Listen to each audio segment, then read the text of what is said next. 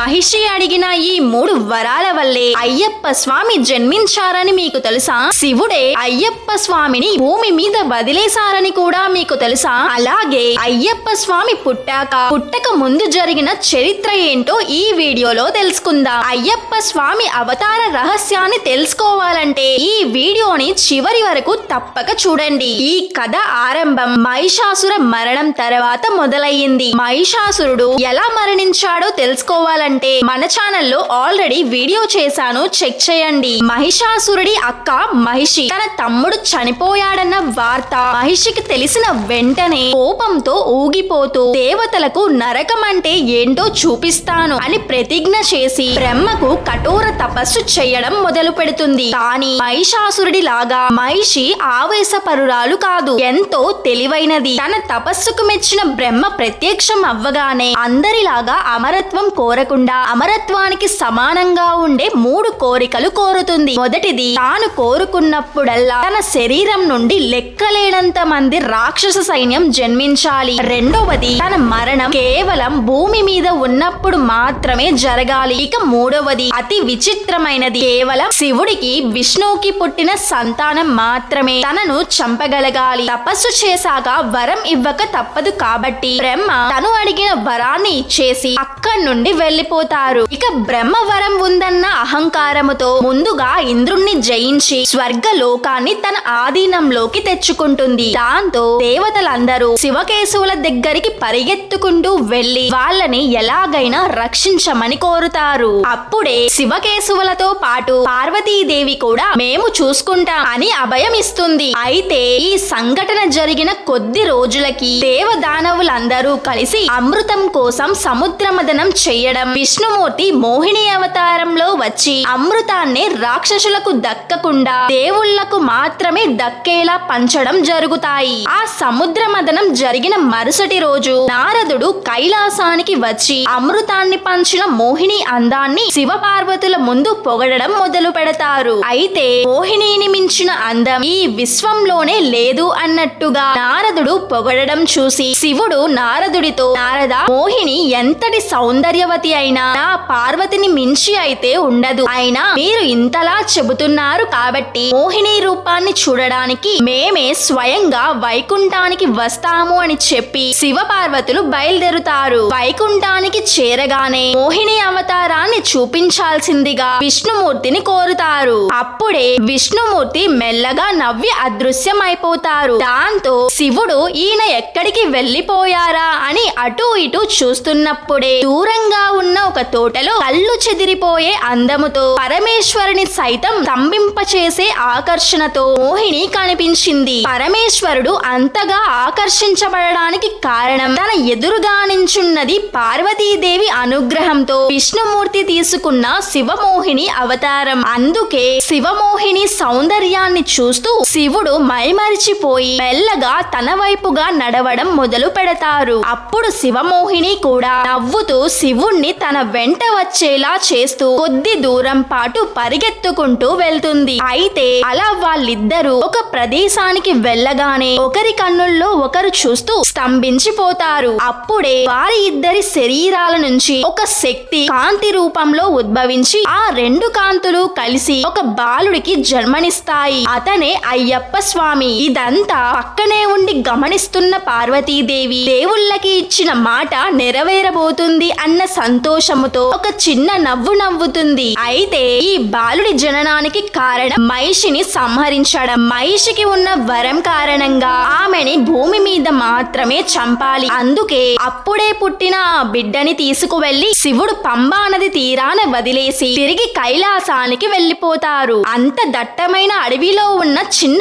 పిల్లవాణ్ణి కాపాడడం కోసం అడవి పులులు అయ్యప్ప స్వామి చుట్టూరా చేరి రక్షణగా ఉంటాయి. అయితే పందల దేశానికి రాజు అయిన రాజశేఖరుడు అదే అడవికి వేటకి వచ్చి తిరిగి వెళ్తూ ఉన్నప్పుడు ఒక చిన్న పిల్లవాడి ఏడుపు శబ్దం వినిపిస్తుంది. ఆ పిల్లవాడిని చూసిన రాజశేఖరుడు చాలా సంతోషపడతాడు. ఎందుకంటే అతనికి ఎప్పటి నుంచో పిల్లలు లేరు. కానీ అలా అడవి మధ్యలో కనిపించిన పిల్లవాడిని తీసుకువెళ్లి పెంచడం మంచిదా కాదా అని ఆలోచిస్తూ ఉంటాడు. సరిగ్గా అప్పుడే ఒక సాధువు వచ్చి, ఈ పిల్లవాడి పేరు మణికంఠుడు, ఇతను నీ వంశానికి ఎంతో కీర్తి ప్రతిష్టలు తీసుకువస్తాడు. కాబట్టి ఈ పిల్లవాణ్ణి తీసుకువెళ్లి పెంచుకో. ఇతనికి 12 సంవత్సరాలు నిండిన తర్వాత అతను ఎవరు అనేది నీకే తెలుస్తుంది అని చెప్పడంతో రాజు ఎంతో సంతోషించి మణికంఠుణ్ణి తీసుకొని తన రథం ఎక్కి రాజ్యం వైపుగా బయలుదేరుతారు. రాజశేఖరుడు తన రాజ్యానికి వెళ్ళగానే రాజశేఖరుడి భార్య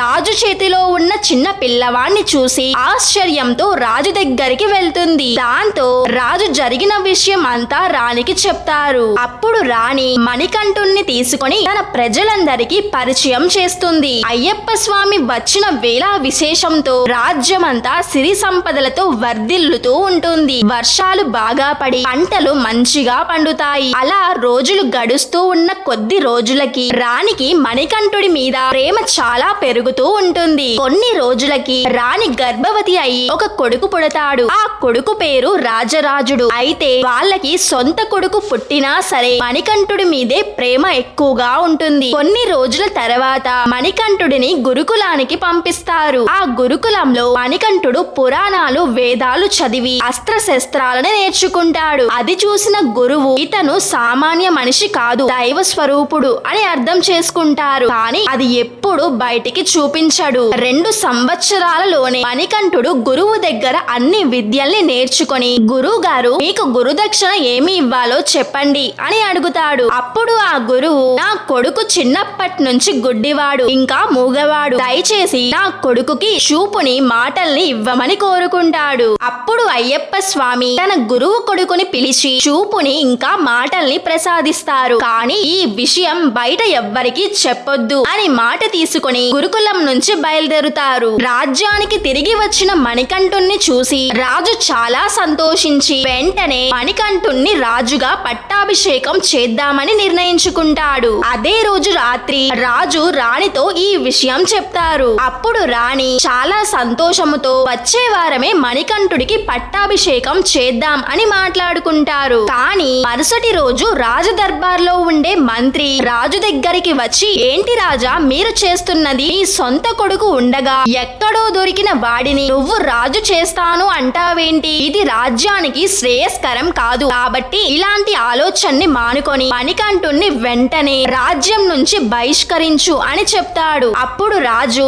ఏం మంత్రి నోరు లేస్తుంది? రాజువి నువ్వా నేనా? నాకు తెలుసు ఎవరిని రాజు చెయ్యాలో ఎవరిని బహిష్కరించాలో. మర్యాదగా వచ్చిన దారినే తిరిగి వెళ్ళిపో లేదా నిన్నే బహిష్కరిస్తాను అని కోపంగా అంటారు. దాంతో మంత్రి తిరిగి వెళ్తూ ఒకవేళ మణికంఠుడు గనక రాజు అయితే నా ఆటలు ఇంకా సాగవు, కాబట్టి ఎలాగైనా సరే ఈ పట్టాభిషేకాన్ని ఆపాలి అని అనుకుంటూ రాణి దగ్గరికి వెళ్తాడు. అప్పటికే రాణి తన సొంత కొడుకుతో ఆడుకుంటూ ఉంటుంది. అది చూసిన మంత్రి రాణితో మాత మీ కొడుకుతో ఆడుకుంటున్నారా? సరే ఇప్పుడే ఆడుకోండి, ఎలాగో ఇంకెక్కువ రోజులు మీ కొడుకు మీతో ఉండడు అని అంటాడు. ఆశ్చర్యపోయిన రాణి ఏమంటున్నావు మంత్రి, బుర్ర పనిచేస్తుందా లేదా అని అంటుంది. అప్పుడు ఆ మంత్రి మరి లేకపోతే ఏంటి మాత, మీ సొంత కొడుకు మీ రక్తం పంచుకొని పుట్టిన పిల్లవాణ్ణి కాదని ఎక్కడో అడవిలో దొరికిన వాడిని తీసుకువచ్చి రాజుని చేస్తారా? వాడి కులం ఏంటో కూడా మనకి తెలియదు. ఒకవేళ వాడు శత్రువు కొడుకు అయితే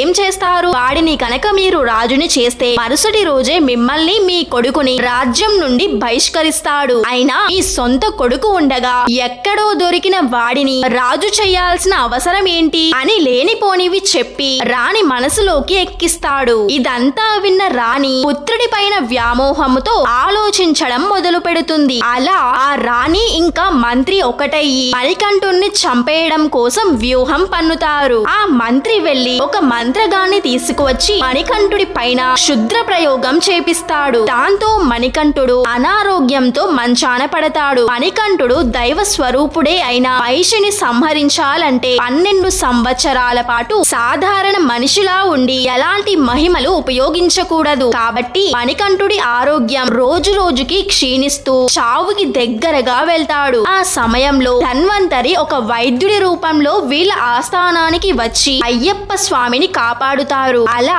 మంత్రి వేసిన మొదటి పథకం విఫలమవుతుంది. దాంతో మణికంఠుణ్ణి ఎలాగైనా సరే చంపాలని చాలా ప్రయత్నిస్తూ ఉంటాడు. కానీ రాజు మాత్రం మణికంఠుణ్ణి విడిచిపెట్టి ఒక్క నిమిషం కూడా దూరంగా వెళ్లరు. పక్కనే ఉంటే మంత్రి ఏమీ చెయ్యలేడు. కాబట్టి ఒక ముఖ్యమైన పని ఉందని దానికి దానికి రాజు ఖచ్చితంగా వెళ్ళాలని మంత్రి ఆ రాజుకి అబద్ధం చెప్పి మణికంఠుడి నుండి దూరంగా పంపిస్తాడు. అలా రాజు దూరంగా వెళ్ళగానే మంత్రి మణికంఠుడు తినే అన్నంలో విషం కలిపి తినిపిస్తాడు. రెండవసారి మణికంఠుడు చనిపోతుంటే శివుడు అయ్యప్ప స్వామి శరీరంలో ఉన్న విషాన్ని తీసుకొని మణికంఠుడిని బ్రతికిస్తారు. ఇలా 2 సార్లు వేసిన పథకాలు విఫలమవ్వడంతో మంత్రి ఇంకా స్వయంగా ఏమీ చెయ్యలేడు అని అర్థం చేసుకొని రాణి దగ్గరికి వెళ్లి, మాత, ఆ మణికంఠుడు ఈ రాజ్యంలో ఉన్నంత వరకు మనం ఏమీ చేయలేము కాబట్టి ఒకే ఒక్క దారి ఉంది. మీరు తలనొప్పి అని చెప్పి పడుకొని ఎలాంటి వైద్యం చేసినా మీకు తగ్గట్లేదు అని చెప్పండి. మిగిలిన కథ నేను చూసుకుంటాను అని అంటాడు. దానికి సరే అని రాణి తలనొప్పి నాటకం మొదలు పెడుతుంది. ఈ విషయం తెలియక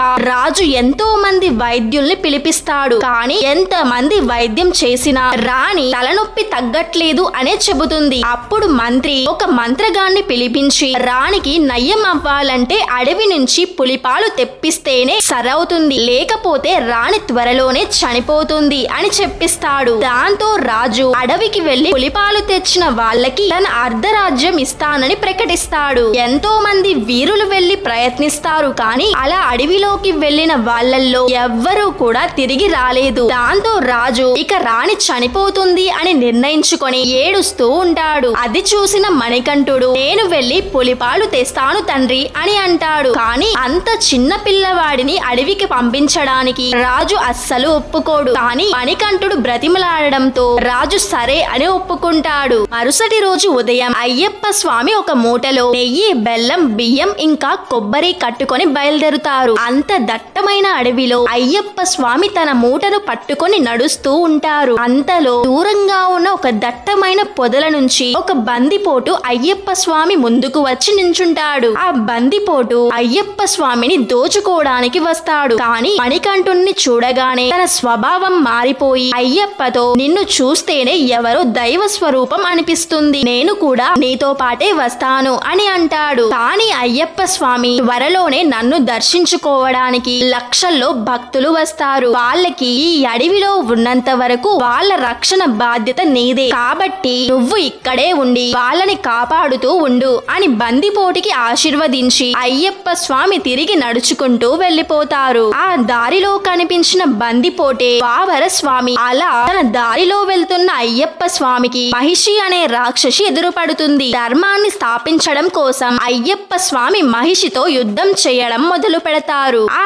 భయంకరమైన యుద్ధం కొన్ని రోజుల పాటు సాగుతుంది. ఆఖరిగా మహిషిని అయ్యప్ప స్వామి సంహరించి అక్కడే రుద్రతాండవం చేస్తారు. అక్కడ చనిపోయిన మహిషి శరీరం నుంచి ఒక దేవకన్య జన్మిస్తుంది. ఆమెనే మాలిక పురోత్తమ్మ. తాను అయ్యప్ప స్వామి వీరత్వానికి మెచ్చి అయ్యప్ప స్వామిని ఎలాగైనా వివాహం చేసుకోవాలని ఆశపడుతుంది. కానీ అందుకు అయ్యప్ప స్వామి మాత్రం ఒప్పుకోరు. దాంతో ఎలాగైనా సరే అయ్యప్ప స్వామిని వివాహం చేసుకుంటానని మారం చేయడంతో అయ్యప్ప స్వామి ఒక షరతు పెడతారు. ఎప్పుడైతే అయ్యప్ప స్వామి దగ్గరికి కన్యస్వాములు రారో, అంటే మొదటిసారి మాల వేసిన వాళ్ళు రారో, ఆ రోజే తనని వివాహం చేసుకుంటానని మాట ఇస్తారు. అందుకే అయ్యప్ప స్వామి మాల వేసుకున్న కన్యస్వాములు ముందుగా మాలికా పురోత్తమ్మ దగ్గరికే వెళ్తారు. అలా మాలికా పురోత్తమ్మ అయ్యప్ప స్వామిని వివాహం చేసుకోవడానికి ఇప్పటికీ అదే ప్రదేశంలో ఎదురు చూస్తూ ఉందని చెప్తారు. మహిషి సంహారం తర్వాత దేవతలందరూ అయ్యప్ప స్వామి దగ్గరికి వచ్చి ఆశీర్వదిస్తారు. కానీ అయ్యప్ప స్వామికి తన రాజ్యంలో ఎదురు చూస్తూ ఉన్న రాజు దగ్గరికి తిరిగి వెళ్లాల్సిన సమయం వచ్చింది. అప్పుడు ఇంద్రుడు ఒక ఆడపులిలాగా మారి మిగిలిన దేవతలు పులి పిల్లలలాగా మారి మణికంఠుణ్ణి తన భుజాన ఎక్కించుకొని మణికంఠుడి రాజ్యానికి తీసుకువెళ్తారు. అలా పులి మీద సవారీ చేస్తూ వస్తున్న మణికంఠుణ్ణి చూసి రాజ్యంలో ప్రజలందరూ ఆశ్చర్యపోతారు. అప్పటికి సరిగ్గా అయ్యప్ప స్వామికి 12 సంవత్సరాలు నిండుతాయి. రాజు దగ్గరికి వెళ్లిన అయ్యప్ప స్వామి పులిపాలు కావాలా అని అడుగుతాడు. కానీ రాజు ఏడుస్తూ అయ్యప్ప స్వామి కాళ్ళ మీద పడి, నువ్వు అడవికి వెళ్లిన మరుసటి రోజే రాణికి తలనొప్పి తగ్గిపోయింది, ఇదంతా రాణి చేసిన కుట్ర అని చెప్పి బాధపడుతూ ఉంటాడు. అంతలో అయ్యప్ప స్వామి రాజశేఖరుడికి దొరికినప్పుడు వచ్చిన సాధువు మళ్ళీ ఇప్పుడు ఆ రాజు దగ్గరికి వచ్చి అయ్యప్ప స్వామి ఎవరు అనేది చెప్తాడు. అప్పుడు అయ్యప్ప స్వామి, నేను పుట్టింది మహిషిని సంహరించడం కోసం, కాబట్టి ఇక్కడ నా పని అయిపోయింది, నేను తిరిగి దేవలోకానికి వెళ్లిపోవాలి అని చెప్పి అడవిలోకి ఒక బాణాన్ని వేస్తారు. ఆ బాణం పడిన చోటే శబరిమల. అక్కడ నాకు ఆలయాన్ని నిర్మించండి, నేను అక్కడ విగ్రహ రూపంలో ఉండి భక్తులకి దర్శనం ఇస్తాను అని చెప్పి అదృశ్యమైపోతారు. అలా శివుడికి కొడుకుగా జన్మించి మహిషి అనే రాక్షసిని చంపి ఈ భూమి మీద ధర్మాన్ని 4 కాళ్ల మీద నిలబెట్టిన స్వామి అయ్యప్ప స్వామి. మరి అయ్యప్ప స్వామికి ఉండే వేరు వేరు పేర్లేంటో తెలిస్తే కామెంట్ లో చెప్పండి. మీకు ఈ వీడియో నచ్చితే తప్పకుండా లైక్ చేసి మీ ఫ్యామిలీకి ఈ వీడియోని షేర్ చేయండి.